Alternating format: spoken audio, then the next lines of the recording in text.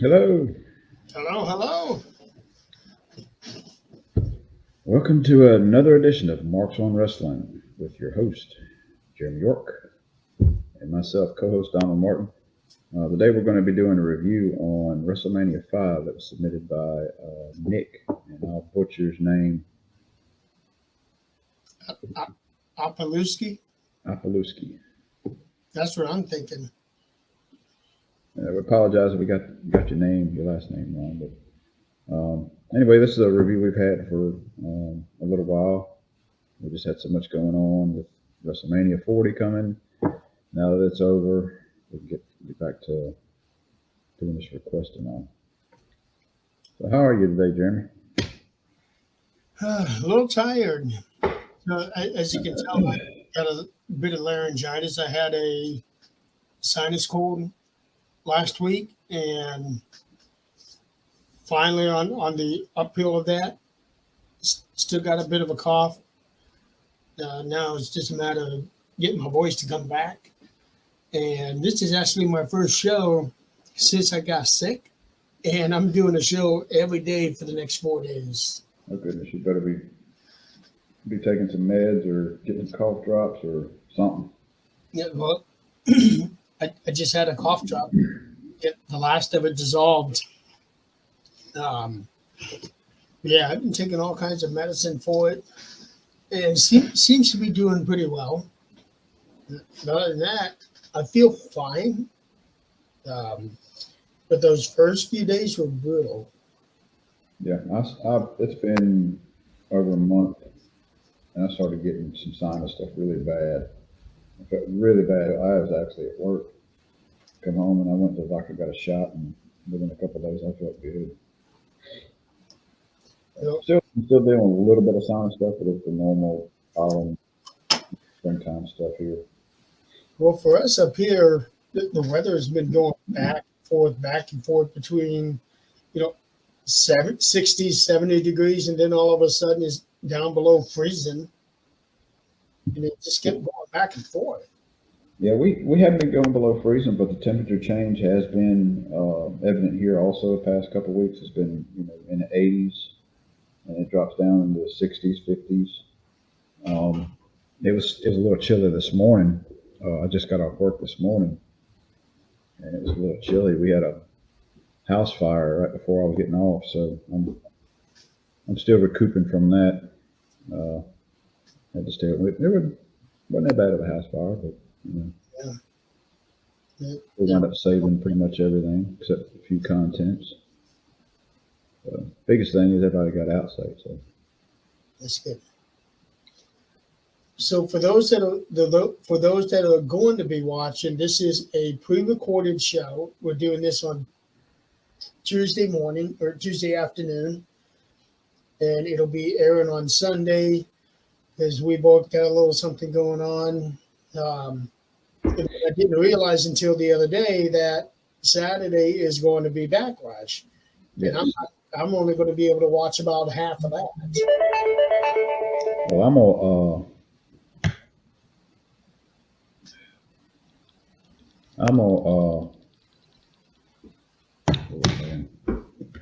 lost my train of thought when I got a message on my phone.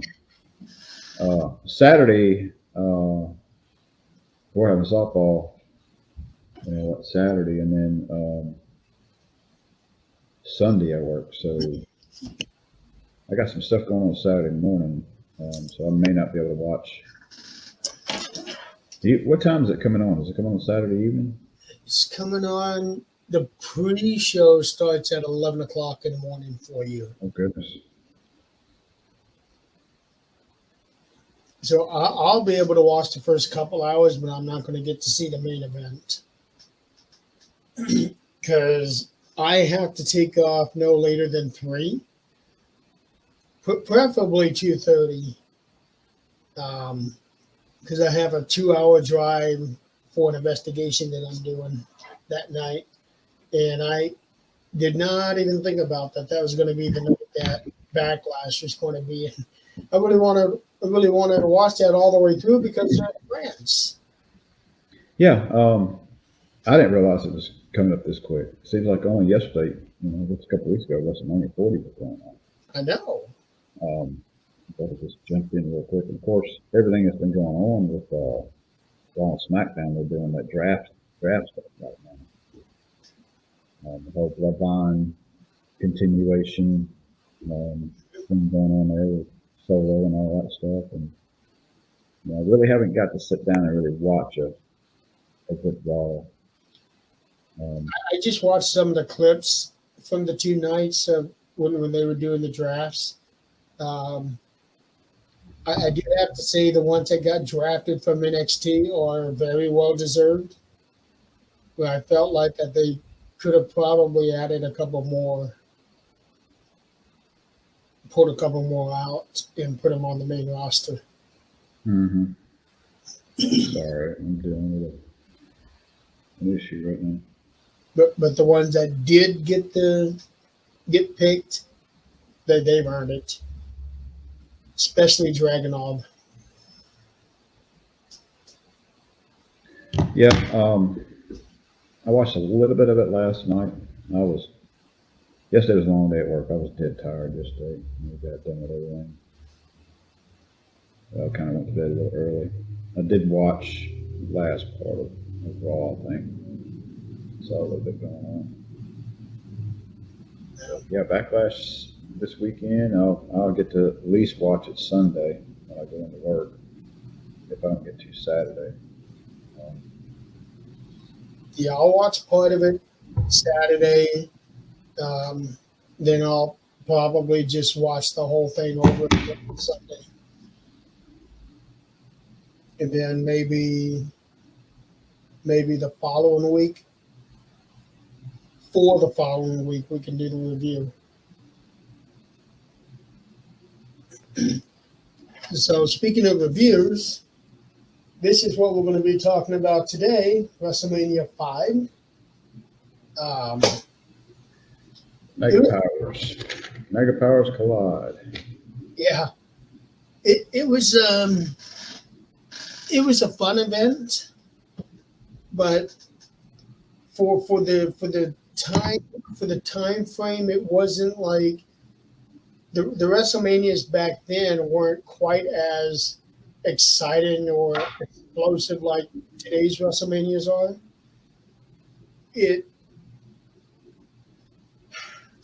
I don't want to say that it was more of a glorified house show at the time, but it did kind of have that feel because all but 2 of the matches, and there were 14 of them, all but 2 of the matches were less than 10 minutes. And one of the 2 matches was at 10 minutes and 1 second.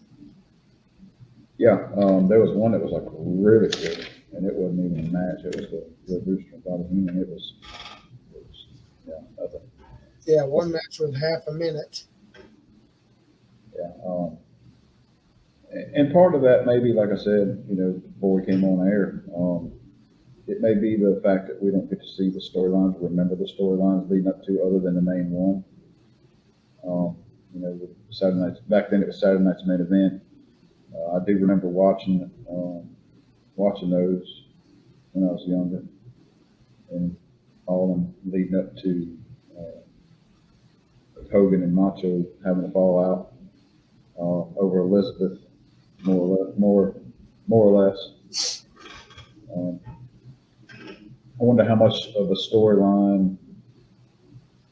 I know it was a storyline, but I wonder how much Mancho uh, was not playing part of the storyline. He was more or less the. I've always heard he was very protective and very paranoid backstage of Elizabeth and all. Yeah, that's Locking her in the locker room and stuff like that until the match was over. And that's very well known with everybody. Um, and I remember seeing an interview with Bruce Pritchard where he was talking about the whole thing from all the way back to WrestleMania 4. They would do film little bits and pieces, and then they would hold those back until much, much later. Where it's like, okay, well, now we just discovered this clip, we just discovered that clip, and start putting pieces of the puzzle together. I read somewhere when I was doing some research on the show on this WrestleMania where what was it? It was where it was the I forget who it was, but somebody got thrown into Elizabeth and land, or maybe it was Macho.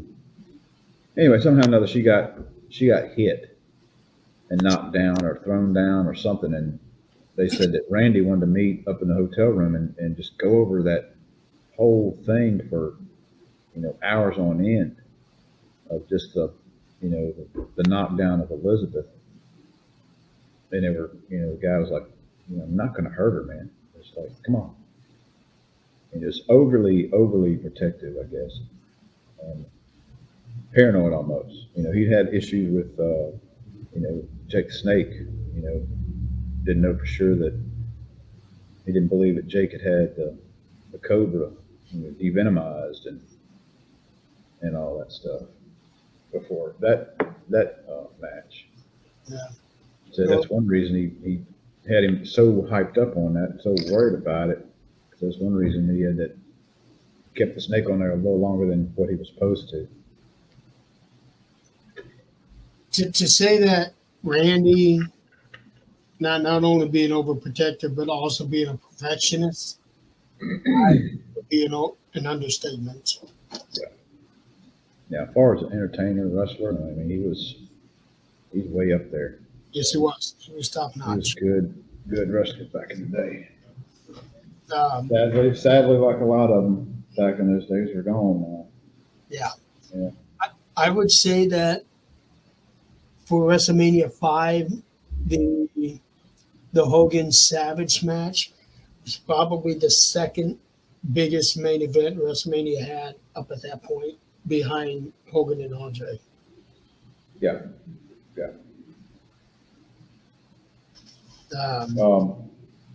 They opened up with. Is that the one that was in Canada? Is that the one that was in Toronto, or was that 4? The one that was in Canada was the following year, WrestleMania. Okay, that was 6. That was Hogan and Warrior. Yes. And so this is the one where they had at that time the WWE Women's Champion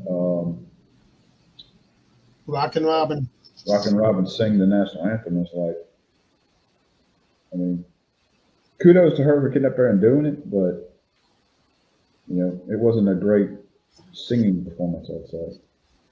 Not great, but not terrible either. No. It made me wonder why they chose her instead of getting musical performers, because they had Gladys Knight the year before that, and they had Aretha Franklin in WrestleMania 3. It might have been something along the lines of they had somebody booked and then canceled last minute. It's like, oh, we got to have somebody out there. It could be, and I've looked, but I hadn't been able to find anything on that. But they did have musical performance by Run DMC. Hey.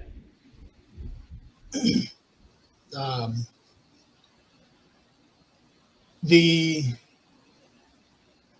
the lack of celebrities at this WrestleMania was, to me, was kind of prominent because every other WrestleMania before that, they were all over the place.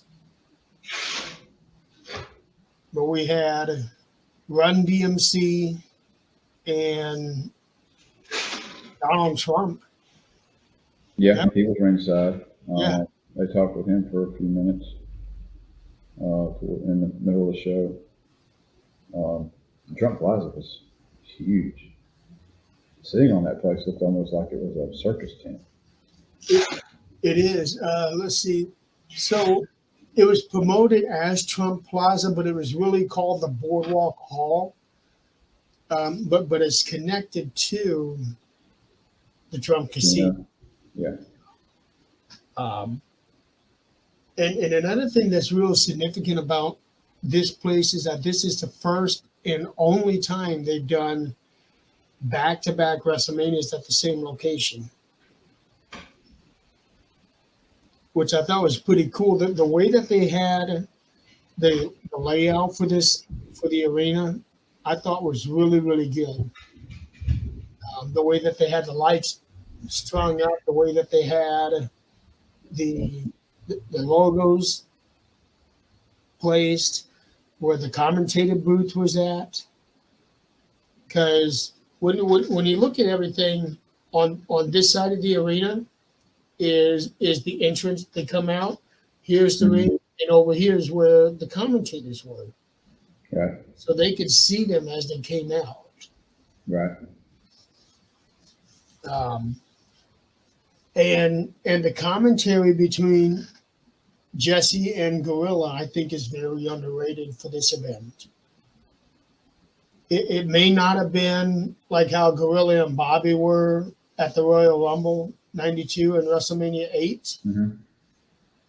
But I think the commentary work on this particular one is right up there. Yeah, they always did really good together. One of my favorite commentators always going to be JR. Just because I grew up listening to him, on Mid-South and in the old days, Now, I always liked Vince and Jesse. Back when Vince was, the good guy, the babyface announcer, and you had the whole experience that. You had the old Jack Tunney, was the general manager, the owner, president, whatever, they threw him in their ass. And they said that a few times on the show at WrestleMania 5. Jesse did. Yeah.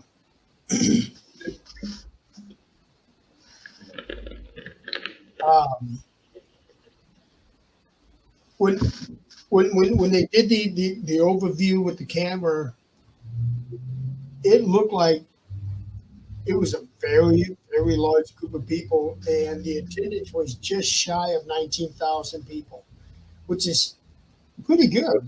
Yeah. Yeah. Seems, relatively small compared to, these days. It is. But back then, wow, that was a real good crowd. Yeah, I noticed a big difference because as soon as that was over, on Peacock, I was watching that, and as soon as that was over, I started watching 6. And the difference in the setting and the atmosphere was so much different. It was like this. 5 was kind of, for what it was good, but it was kind of smaller, older looking compared to 6, where it was like these spotlights everywhere and just like huge arena. Just really amped up compared to 1 year prior.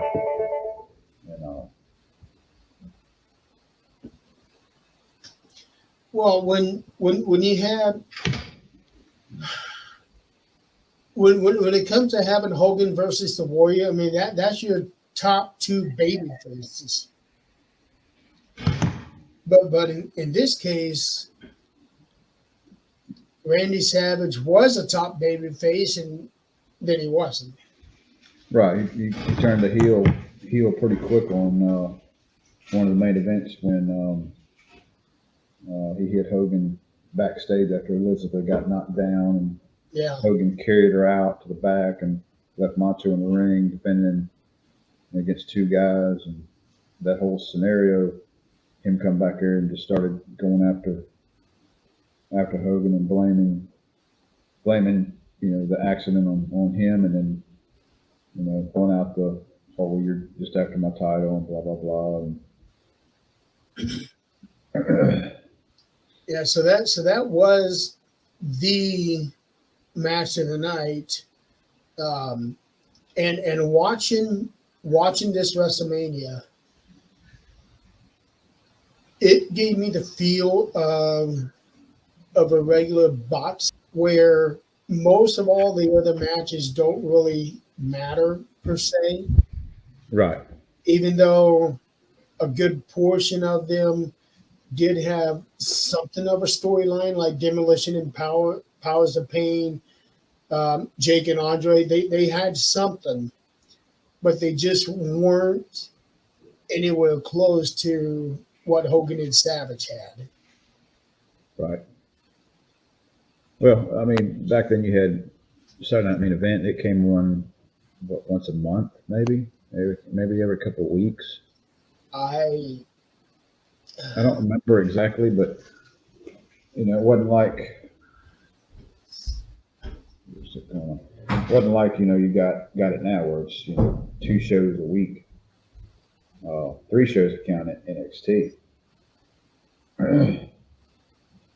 So it's definitely a lot more time to build up storylines over the course of a couple of weeks, as opposed to back then where you didn't have as much airtime. Okay, here it is. This was not Saturday night's main event. It was called The Main Event. So this was like Saturday night's main event, but different. And this one here, they just had this one here once a year. Mega Powers versus the Twin Towers. So that was when all of that blew up.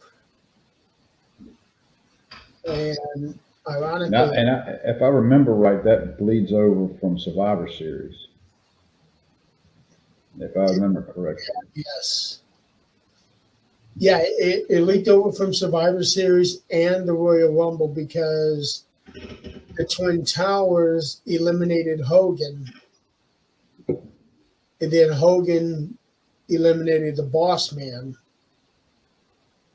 And this is all after Hogan dumped Savage accidentally. Right. And you kind of see, stuff like that happen. It's like, all right, now they're fixing to build something up between them two. It's like, oh, they're fixing to get into it. And that's goes par for tag teams that wrestle for so long, that are not, they didn't come in as tags. They joined up and became a tag, and one turns on the other, and then you have them two fighting each other. It's kind of like the Jey Uso and Jimmy and Jay. Yeah. It just kind of falls into that regular routine of betrayal. It was Marty Jannetty and Shawn Michaels did the same thing. Okay, Saturday night's main event, they just did it randomly. First, it seemed like they were doing it every quarter. Then there was 1 month where it had 2 of them. Then it's every other month. They just did them at random. Then they went 14 years without having one.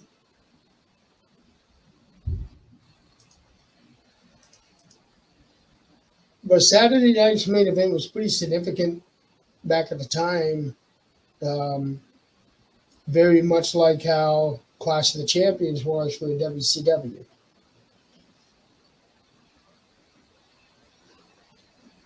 But yeah, everything led up to the Mega Powers explode, and the artwork is pretty good. At least the one that I have that's on the Wikipedia page. I'll show it here. Yeah, it's pretty good. Yeah. So and they had always done really good artwork for their big events, I thought. Let me pull that up. So Rockin' Robin started out with America the Beautiful. Um, Jesse and Gorilla were the commentators, like they always had been for the big events. And then I actually forgot about this, but Tony Schiavone was one of the backstage interviewers. Yeah, when they announced his name, I was like, "Oh crap, it's Tony Schiavone." I knew that he was there for SummerSlam '89, and he was also commentating for the 1990 Rumble. But I had forgot about him being here for WrestleMania. Yeah, it's kind of funny, watch some of these old shows, and you see some of these guys that are in wrestling that may or may no longer be with WWE, and or went to different routes, different organizations, and even the wrestlers, even the wrestlers, with different personas, different gimmicks, and all back in the day. I did some research on Terry Taylor after that, and seeing him.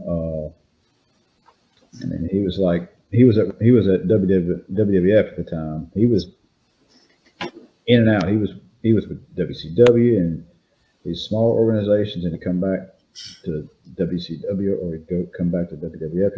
He did it several times, different organizations. I think he did it finally retired more times than anybody else. Yeah. So there's a lot of stories about him. He just never stuck around anywhere for long. So WrestleMania 5 opened up with Hercules and King Haku. Yes.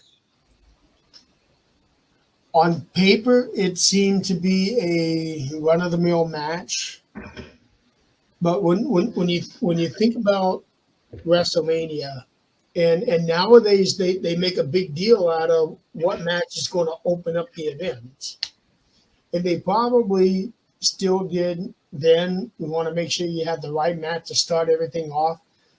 And after looking at all of these matches, I think that one probably was the right match to open up. And Hercules got a big pop from the crowd. He did. He come in swinging that big chain around, cleared the ring, and then started the match off. That match. Let's see if I can bring it up. That match was 7 minutes long, and this is where the commentary actually made me laugh. When Haku had Hercules in a bear hug, and he didn't have it quite like he should have, and Gorilla was talking about that, and Jesse said, "What do gorillas know about bear hugs?" And he said, "Gorillas know a lot about bear hugs." He said, "Not without missing a step." Yeah, you got a good commentator. You get a good pair there when they can just feed off each other that quick. Yeah. They were great together. And Hercules and Haku was a really good match. And the first 4 matches that Bobby Heenan was coming out for. Yeah, he was out there quite a bit. You have a lot of managers, valets coming out during that time. Is this the? And the intro music that Hercules has that big sound, that Roman, almost Olympic Mm-hmm. song for him, which was perfect for him. And Haku, I think, came out to the kind of music that Jerry Lawler used for his. I'm thinking Hercules. If I remember right, he was billed as Hercules Hernandez He was. early on in his career. Yep. Yeah, he was Hercules Hernandez, and then he just dropped the Hernandez part. And that was probably, I don't know if he was Hercules Hernandez at WWF or he dropped it when he came over. No, he was Hercules Hernandez because that's how they introduced him in WrestleMania 2. He was tied in with Million Dollar Man at one time, if I remember right. At some point, he was, yes. Maybe before Virgil was around. Something to do with Bobby Heenan selling Hercules to Ted DiBiase like a bodyguard, Yeah.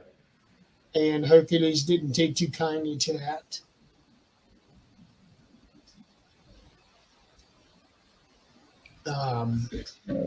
Hercules wound up winning that one.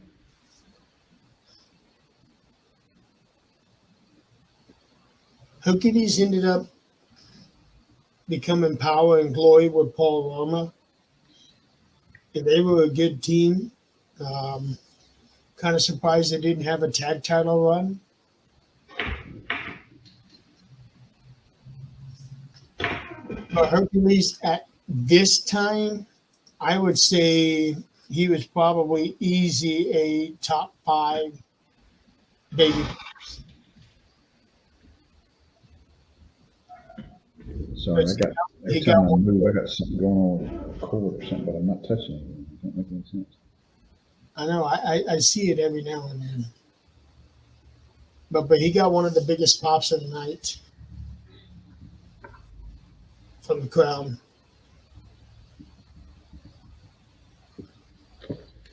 Your second match, you got the Rockers versus the Twin Towers. I have no idea how that match came to be. I'm going to guess that was just a throw together match for the sake of the WrestleMania.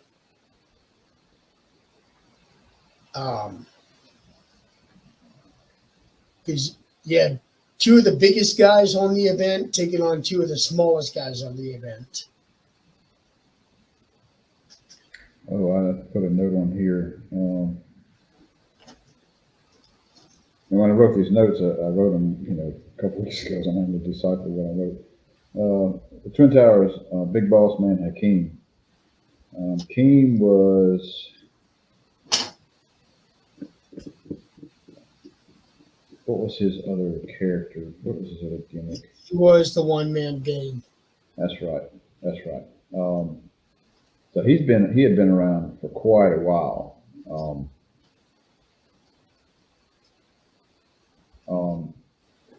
And I think I remember reading somewhere where they gave him that gimmick and he was trying to make it work, and he just kind of did his whole dance routine and kind of comedy, to his character, and I got a note here. It says clothesline.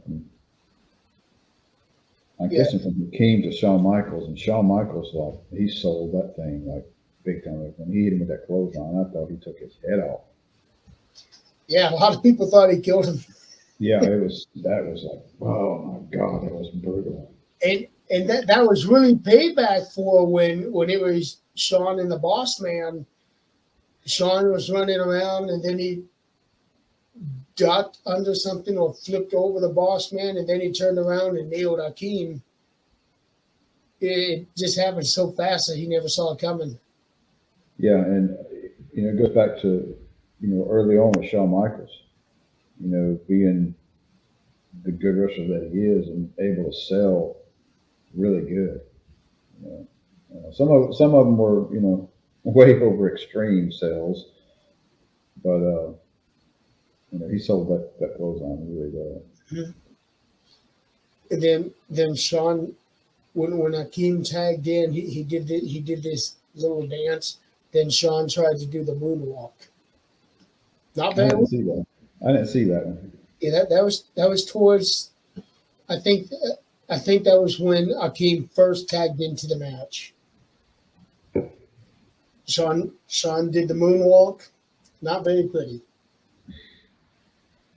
So don't do the Michael Jackson thing. Yeah. um, match for 8 minutes. Yeah, 8 minutes 2 seconds. Match. Yeah, it was an okay match, I guess, but to me, it didn't seem like there was any kind of a story there between them. Nothing going into the event, I don't think. But it was probably put together just to get these guys on the card, which And it makes half of the event was like that. yeah, that's what I was fixated. Like half the event was probably like not a big storyline, but let's throw them in there. Yeah, and back then, nobody knew that Shawn Michaels was going to end up being one of the biggest wrestlers, one of the biggest names. Yeah, Not he looked a little heavier back then than he did later in his career. Just I ain't saying he's overweight or nothing. Just looked like he had a little more pounds on him back during the Rocker phase, at least that match, than he did compared to the Heartbreak Kid version. Yeah, I think once and Marty broke away from each other, that's when Shawn really started taking better care of himself. Um, Otherwise, there was nothing really about him that look wise that stood apart. Right, and I think the Rockers is WWF's Vince's take on Rock and Roll Express. No, the Rockers were together before they came to the WWF. They were known as the Midnight Rockers in AWA. Okay, so they just dropped the midnight part of it. Yes. And I wonder if that's a play on Midnight Express and Rock and Roll Express. You got the Midnight Rockers. It could be. Because them two tag teams were going at it for years.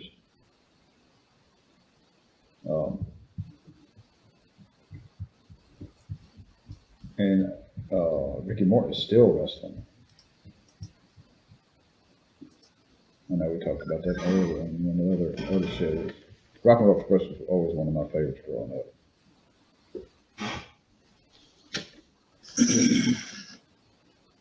That and the Fantastics. Let's So see. Twin Towers wound up winning that one. See, they were. Greg Gagne suggested the name the Country Rockers. That don't make any sense. No. It was inspired by Living After Midnight by Judas Priest, so that's where the Midnight came in. Okay. So they put that in as Midnight Rockers. So evidently it wasn't because of Rock and Roll Express and the Midnight Express, though I could certainly see it that way.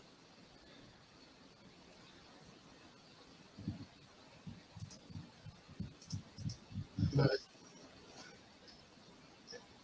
Okay, the next match was Brutus the Barber Beefcake taking on $1 Million champion Ted DiBiase. This was the second longest match in the night at 10 minutes and 1 second. I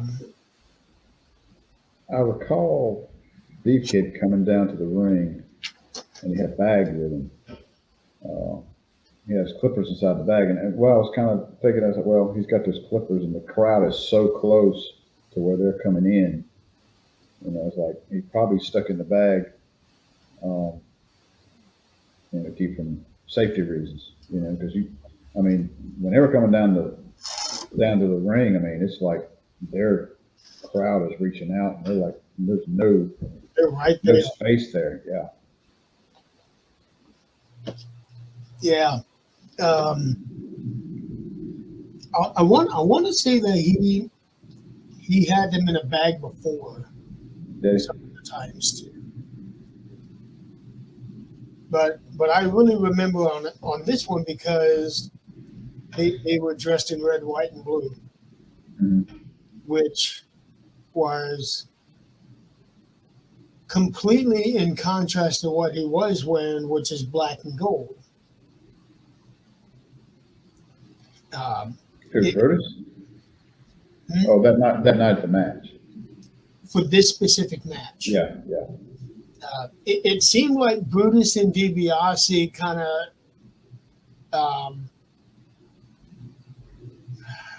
what's that word? They complimented each other. Because Brutus was wearing black and gold, DiBiase was wearing black and gold. Did you notice that? No, I didn't catch that one. Yeah, DiBiase is mainly black with the gold dollar signs. Yeah. On the side of this. Well, Brutus was wearing gold tights with the black fishnets on the sides. So it was almost like they planned that thing together. Virgil was there on ringside too, wasn't he? Yeah. Virgil was wearing his typical Butler type out vest. Yeah, it's like a maroon color gray. And he was yelling at Howard Finkel when he was doing his introduction to make sure to introduce him as the $1 Million champion instead of the $1 Million Man. Right. At that point in time, that was the whole Hogan and Andre couldn't buy the title, and they put the title up for grabs since he surrendered to Andre or surrendered to the $1 Million Man, and since he couldn't buy one, or since he couldn't buy the World Wrestling Federation title, he made his own, bought his own. And supposed to be all diamonds and solid gold, and I did some research on that not long after that. And there was a couple real diamonds on it, like on the back, but most of it was, cubic zirconia. Yeah, it was 14 karat plated. Yeah, like one step away from being real diamonds. Yeah, they estimated that it cost $40,000. That belt cost $40,000 to make. Which is thinking, money. that's a lot of money. It's a lot of money now, but back then that's a lot of money for a side piece. Yeah. And what I saw more than the other titles did. Right, and through the years, it has popped back in and out through different storylines and all that. But last I heard that DiBiase actually has that belt. His son gave it back to him after that run, because he had the belt for a little while. Well, LA Knight also had the title as well. Did he? And Cameron Grimes.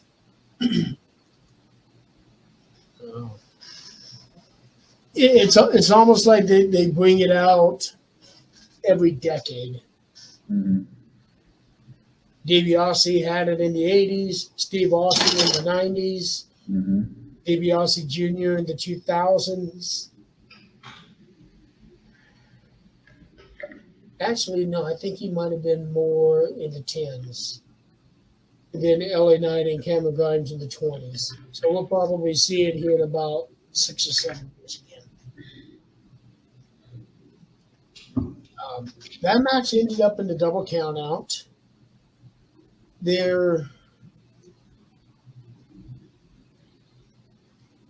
I don't think there was anything really between those two leading up to this that I can remember. And with it ending in a double count out, I would probably say that they probably kept that feud going for, just a little bit. I don't know that for sure, but Well, I don't know if it was publicly acknowledged that Beefcake and Hogan were best friends. Beefcake and who? Hogan. Okay. I don't know if it was public knowledge that those two were best friends at that time. And if they were, it would make sense for Beefcake to be wrestling DiBiase because of his history with Hogan. Yeah. It's sad, which I think he owns a gym or he does something now. Beefcake does. But I always liked him back in the day. He was one of my favorite, characters that really didn't get a big push. Back in the day. Of course, he had issues with the parasailing accident, almost took his life, and that kind of put a damper on his career. Beefcake was another one of those that was in the top 5 babyface in the company. Insanely over with the fans. And he was supposed to get an Intercontinental title run the following year, right when that parasailing accident happened. Yeah. But truthfully, did he need a title? Probably not, because he was over. Right. Whether he was a champion or not, the fans really liked him. Yeah, it's funny, it came from because before then he was just called Brutus Beefcake, and there was a match between Adrian Adonis and Roddy Piper. WrestleMania 3. Brutus come out and cut Adonis's hair, and then that's when he started doing the Brutus the Barber Beefcake. And when he first come out, he just had these little scissors, his little hair cutting scissors, like. So that's when he come up with this idea of getting the head shears, Yeah, so if not for the parasailing accident, who knows how far Brutus would have gone. Mm-hmm. The next match was a fun little match. Bushwhackers versus the Fabulous Rougeau Brothers. Yeah, and I remember them, they came out with Jimmy Hart, and I remember them announcing that they were now residing from Memphis, Tennessee. Yep. Waving American flags and all that stuff. Yeah. They're like, little tiny American flags. Yeah. I was like, they're still the heel, but they're trying to get more liked, I guess. Saying they're coming from Memphis, Tennessee, But the Bushwhackers, I remember them, at least one of them maybe, with somebody else. They were called the Sheep Herders. If I think right, if I'm correct. Maybe somebody else I'm thinking of back in the day. Yeah, they're always a comical group. During their matches and all. What's funny was that at the start of this match, they get in there, they start attacking everybody. pull Jimmy Hart's jacket out. They're getting ready to turn when the Russos come in, go into their corners, and Jimmy Hart runs in to get his jacket. He's caught in the middle. Bushwhackers throw the Russos against each other, sandwiching him, and his jacket goes out flying.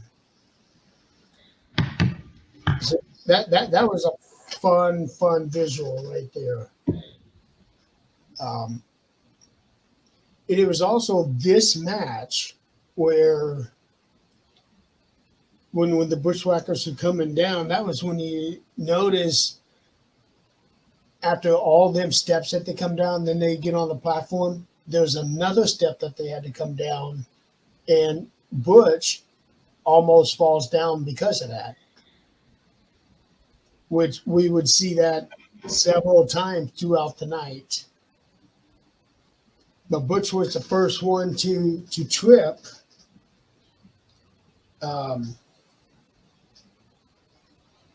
He didn't let him face it. He just kept doing this. I am really glad that the Bushwhackers were the ones that went over on this one, considering their win-loss record. Yeah.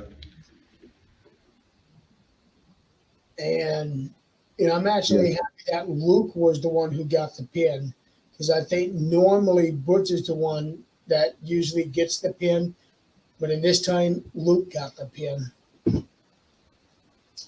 Yeah, I got them written down as winning against the Russos, which that match didn't last long at all.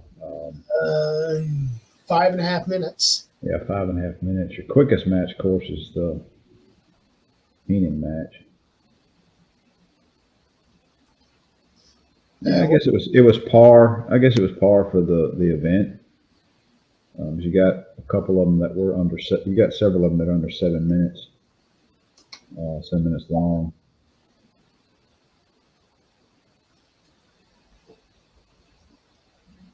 But you got 14 matches on a wrestling card. There's going to be a lot of short matches. Yeah. And I don't know. Again, for a lot of these matches, they don't need to last 20 minutes.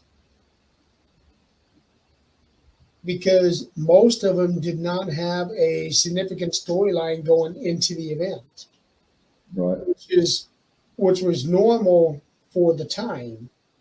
And I guess if you got a short match like that, there's not a whole lot of planning of your predetermined way we're going to lose or key points in the match. It's like, all right, you're going to get in there and do this at the beginning, and this is the end.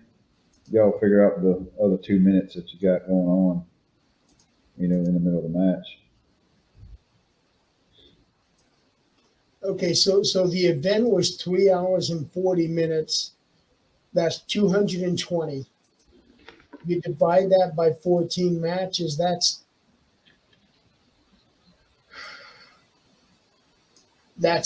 15 minutes a match, and that's no entrance, no interviews, no nothing. That is you got a lot of downtime with interviews and all that stuff.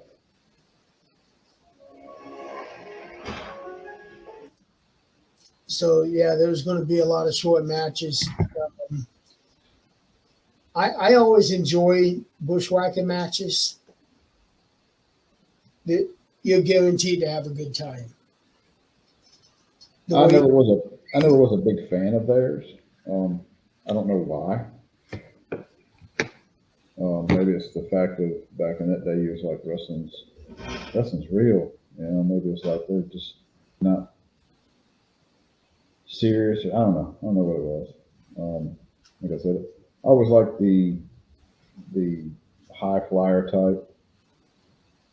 Like the Rockers? Yeah, like the Rockers, Rock and Roll Express, fantastic.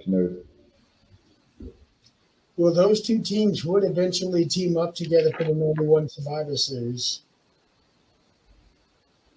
Then another fun segment about this was when the Bushwhackers come back from the match. they run into Sean Mooney and they start licking him all over the place. Mm-hmm. Um, then after that was what really had all the potential to be probably the best match of the night. Mr. Perfect and the Blue Blazer. Which was Owen Hart. Yep. Yeah, I saw that match and I was like, oh, this is going to be a good one. You know, we were watching the replay and all, and I was watching it, you know, after not seeing it for many years. But the Blue Blazer, when he had that persona, he was always this high flyer, doing this crazy stuff off the turnbuckle and flipping and all that. There wasn't a whole lot of that in this match. Yeah, a couple spots there, but you know, the match didn't last that long. I don't think. Lasted 5.5 minutes. Yeah, which I mean, that's for par. Which None of them lasted that is not a long. lot of time for them to really have a great match. Right.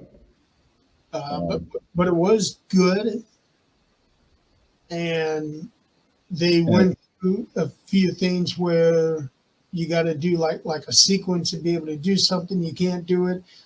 You do a couple little flips, and then you end up doing it. Yeah, and they were pushing Kurt Hennig, Mr. Perfect at that point in time, having a perfect record. Yes. So I can see why they had him win over the Blue Blazer. Sadly, that it's the Blue Blazer was eventually his downfall. Many years later, I remember that night well. I was coming home when I walked in the room because my uncle was, me and him watched together.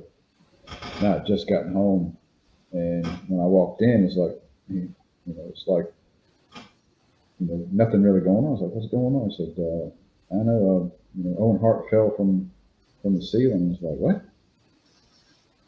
And I was like, "Wow!" And then just a few minutes later, Jay Lawler. No, JR announced him had passed away, and you could see something was not right. And they would talk about, this is not part of the storyline. This is the real deal. And yeah, I was watching it that night. Yeah, I remember that well. The reason that Owen Hart, as far as I know, the reason that he was put in a mask was that they did not want to have him recognized as Brett's brother, have him be his own person. So the Blue Blazer superhero. Yeah, and like I said, I always liked his matches. Mm-hmm. There's some good matches back in the day. Yeah, if they could have been given a 15-minute match, they would have had the best match of the night. Yeah. Easy. Yeah. Both of them good athletes, good wrestlers back in the day. And I see that, he was more of a high flyer back then with the Blue Blazer, but then he turned more technical wrestler, and he became a hard part of the, mixed in with the Hart Foundation and all. Yeah. So the next match wasn't really a great match. Demolition versus the Powers of Pain and Mr. Fuji for the tag titles. Yeah, that was a handicap match. First that I can recall the tag title match being a handicap match. Why they had Mr. Fuji come in to do this, I don't know if this was to give him one last hurrah or what. Yeah, they did a little segment with him running a marathon, a 5K, in his suit and cane and all that, and getting ready for the match and all. And he did not break a sweat. No, he didn't break a sweat. I always liked Demolition. I'll tell you a little story. Um, I remember it was a Saturday afternoon, and wrestling was on at my buddy's house. And me and him were big into wrestling, and we were used to watching CCW, Continental Championship Wrestling, and we're sitting there, watching it, and we were familiar with the characters and wrestlers from CCW. You had Hot Stuff was there at one point in time. Paul was there. Paulie Dangerously is what he was called. Paul Heyman. And then you had Sid Vicious was there as Lord Humongous, which is, to me, was the best Lord Humongous there ever was, because it was several of them over the years. And then there's a guy called Willie B. Hurt. As a black guy, and then there was Alan Martin, who was an ex-referee who turned wrestler, kind of like the Danny Davis thing back in WWF. And Ruby Hurt was a babyface, and there was this thing. See how big he was then. He was having a feud with Hot Stuff Eddie Gilbert, because they had done something to his son, Ruby Hurt's son, on storyline, hurt him or hit him or something. And that's when he went out there and he was, giving a really good promo to that. But and Alan Martin was a heel. Well, we're sitting there, one Saturday morning or Saturday afternoon, we're sitting there watching our wrestling's on, and we're sitting there, and this is old squash matches, type, and we're sitting there watching, and they announce Willie Hurt and Alan Martin as tag team. It's like, oh my God, it's Willie B. Hurt and Alan Martin. I said, I wonder who they're going to fight.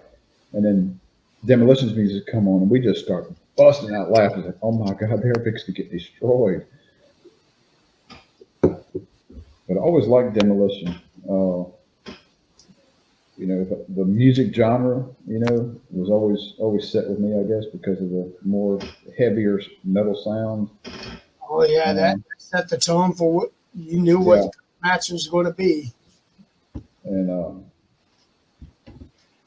who would have thought that Smash would end up becoming the Repo Man? Yeah, it's like totally different.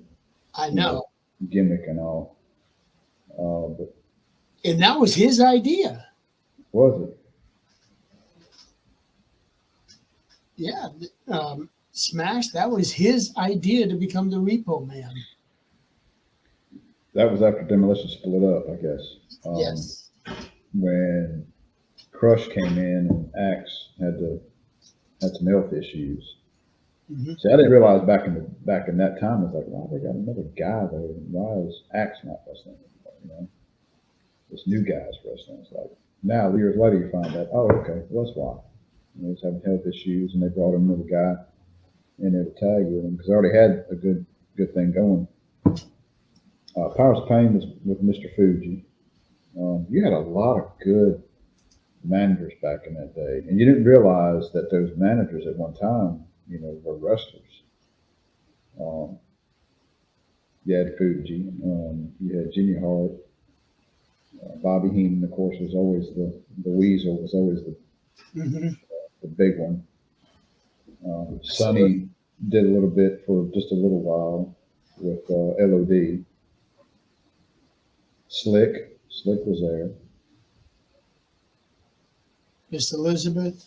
Yeah, Miss Elizabeth is the big one. Yeah, there was some, and it's a shame that they did away with that. Yeah, you don't have that much anymore. No. And you have wrestlers that come down with their factions, playing the manager or valet role. You don't really have these characters that you are the manager. That's your job. Yeah, right now we have Paul Heyman, Scarlett, Paul Ellering. Those are the only ones that I can name off, right? Yeah. There was a guy named Bruno back years ago that was in some of the smaller organizations. I remember him. Looked like a Weasley little dude.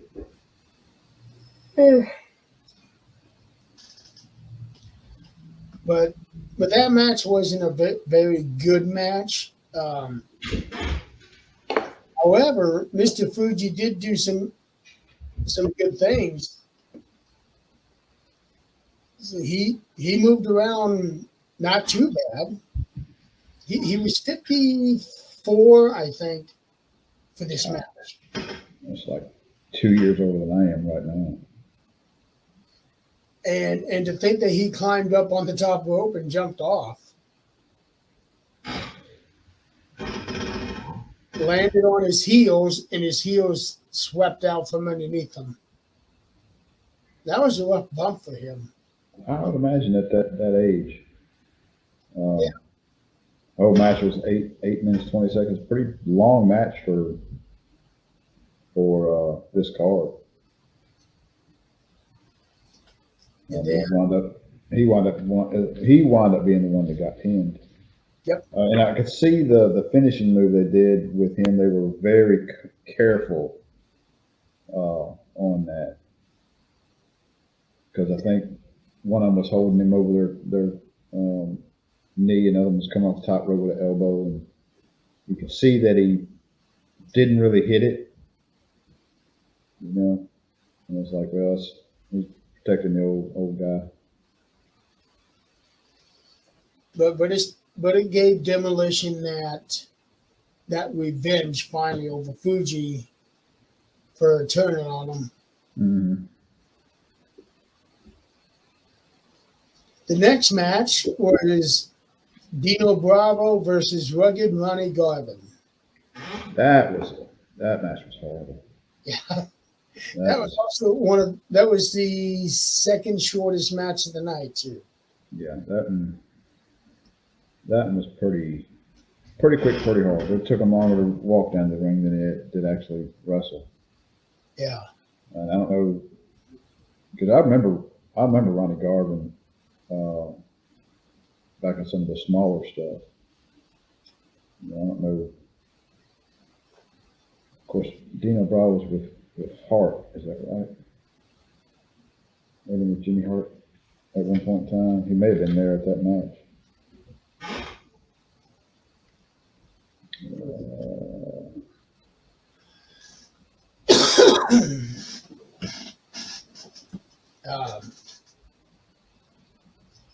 What was interesting about this one here is I think this is the first time.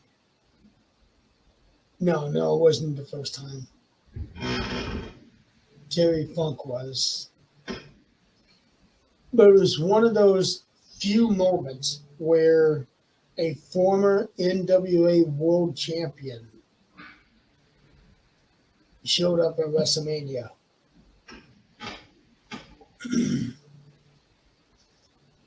The Funks were the first, I think. Dory Jr. and Terry. Yeah. And now I think Ronnie Garvin.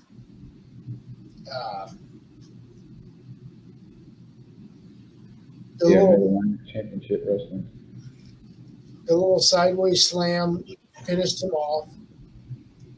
And then after the match, Garvin started doing the Garvin stomp. Mm-hmm. Which would have been preferred on Dino, but yeah. Yeah, Ronnie Garvin was one of those guys that came to WWF and wasn't used that much. It was just like one of those characters that come in, you're just part of the roster, but you're not really getting pushed.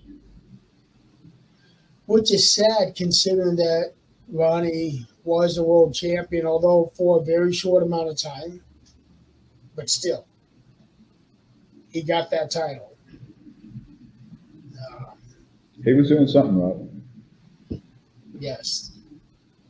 And he only stayed in the WWF for a little over a year. Yeah, he wasn't there very long. Dino Bravo wound up winning that one.